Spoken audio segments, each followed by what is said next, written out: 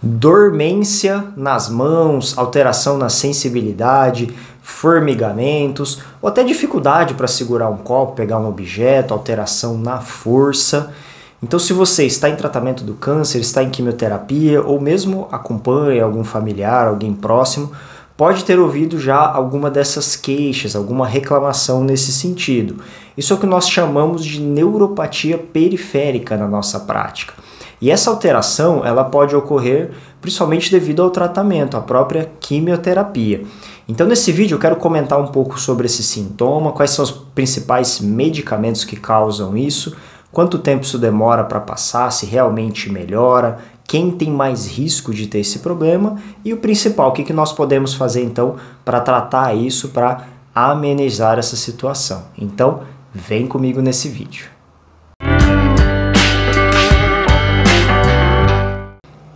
Para você que está aqui pela primeira vez, eu sou o Luciano, sou médico oncologista clínico. Antes de entrar no tema, eu gostaria de pedir para vocês se inscreverem no canal, curtir esse vídeo, compartilhar essa informação com mais pessoas. Quando vocês se inscrevem, interagem com o vídeo, comentam, isso ajuda o YouTube a entender que esse conteúdo é relevante e principalmente a entregar isso a mais pessoas. Então, a melhor forma desse conteúdo chegar a mais gente é com esse apoio. Isso ajuda a ferramenta, o próprio YouTube, entender que esse conteúdo é importante, que pode ajudar muitas pessoas e eu acredito nisso. Acho que isso pode, sim, ajudar muita gente que está em tratamento, está passando por esse momento difícil. E mais um recado rápido, eu tenho aqui no canal também o Clube de Membros, onde você pode simplesmente apoiar o canal, me ajudar aqui com relação a manter ele em pé, mas também participar, ter acesso a alguns benefícios. Então você pode acessar a aba ali logo ao lado do botão de se inscrever, vocês vão ver ali quais são as possibilidades dentro desse clube de membros. E bom, nesse vídeo eu queria comentar então sobre a neuropatia periférica. Eu expliquei o que é ali no início do vídeo, mas essa alteração que muitas vezes aparece, seja em mãos ou em pés. Alterações, principalmente o que eu mais ouço na prática, são sobre formigamentos, com aquele incômodo nas pontas dos dedos, às vezes nos pés também, principalmente em regiões mais periféricas do corpo. E tem pacientes que muitas vezes isso pode ser entendido, como eu falei, como uma dormência, ou como um formigamento, uma sensação de choque, às vezes para alguns é entendido como uma dor até, e também pode alterar até força. Eu já vi paciente queixar, por exemplo, de dificuldade para segurar um copo, segurar uma xícara. Então isso são alterações que podem acontecer. Pensando no nome, neuropatia. Neuro, eu estou falando em nervos, né? Patia, alguma coisa que acomete nervos. E periférico, por quê? Nós chamamos de sistema nervoso central, vamos dizer assim, esse eixo mais central do nosso sistema nervoso. Cérebro, coluna vertebral, e os nervos que saem dali para o restante do corpo são os periféricos. Então por isso que esse acometimento, eu citei principalmente mãos e pés, que é o que a gente mais vê na prática, é uma neuropatia periférica.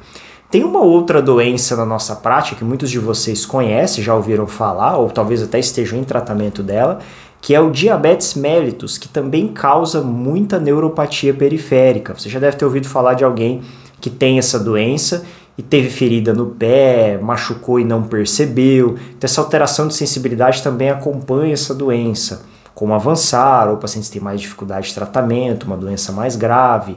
Muitos de vocês talvez já conheçam essa alteração, então vale citar aqui só para tentar encaixar vocês nesse sentido. E aí, já que eu falei do diabetes, então vamos comentar um pouquinho quem são os pacientes que têm mais risco de ter essa alteração. Um deles é esse grupo, pessoas que já têm diabetes, então pode ter um risco um pouco maior. Na prática a gente vê isso, parece aumentar um pouco mais essa chance. Mas pessoas que têm idade mais avançada, então o paciente mais idoso, ele tende a ter um risco maior de ter essa alteração. Não quer dizer que os outros também não tenham. Eu já vi pacientes mais jovens, sem outros problemas de saúde, apresentar isso. Mas esse é um grupo que a gente tem que ter um pouco mais de atenção na prática. Quando eu falo em quimioterapia, muitas delas podem causar isso em algum grau, mas tem alguns medicamentos que causam isso na prática mais do que os outros. Um deles são os taxanos, muita gente conhece como a quimioterapia branca, paclitaxel, docetaxel, são medicamentos muito associados a essa neuropatia, a essa alteração de nervos.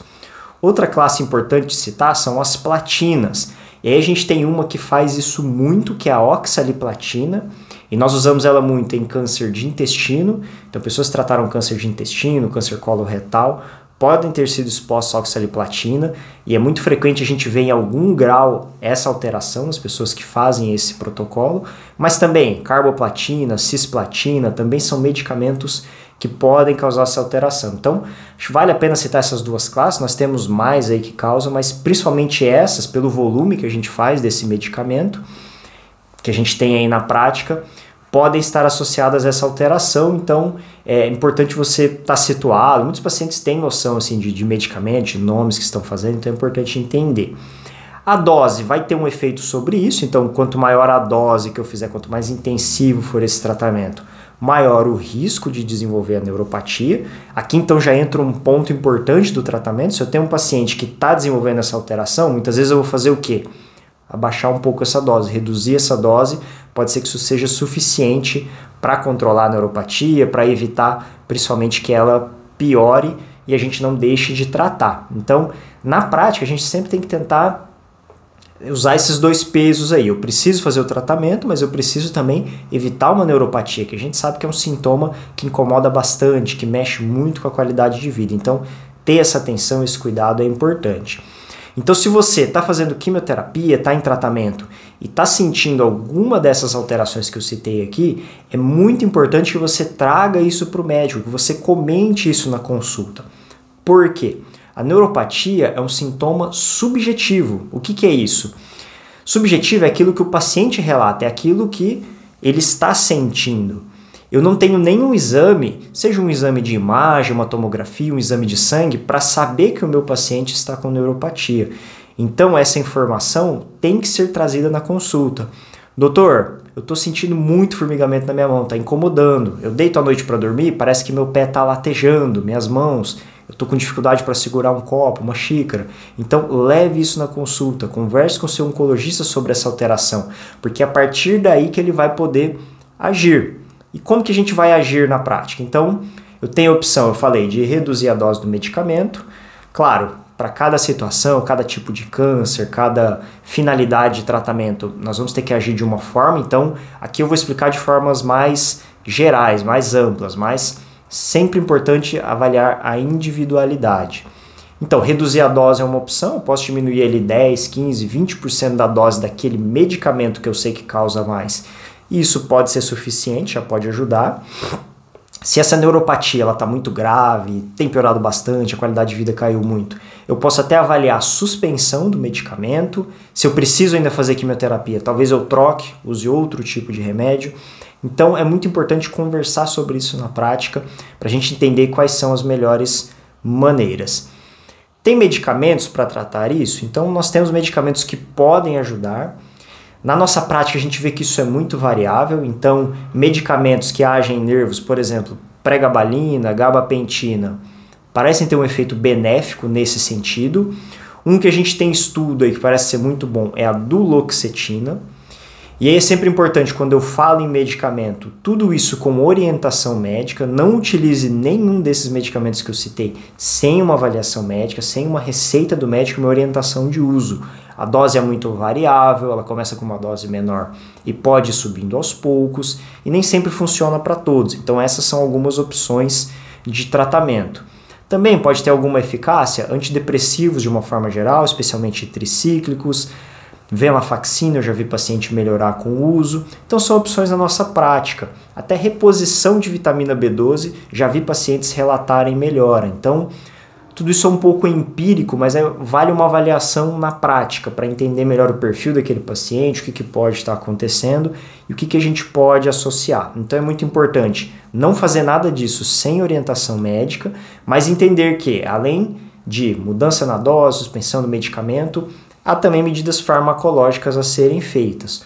Outras que podem ajudar também, acupuntura, coisas alternativas. Fora isso também fisioterapia motora, já vi pacientes relatarem melhora, e de repente colocar um profissional da área junto aí para acompanhar, seja um neurologista ou mesmo um médico que seja especialista em dor, que saiba tratar isso, talvez até melhor do que nós, possa ajudar, possa trazer mais informações nesse sentido.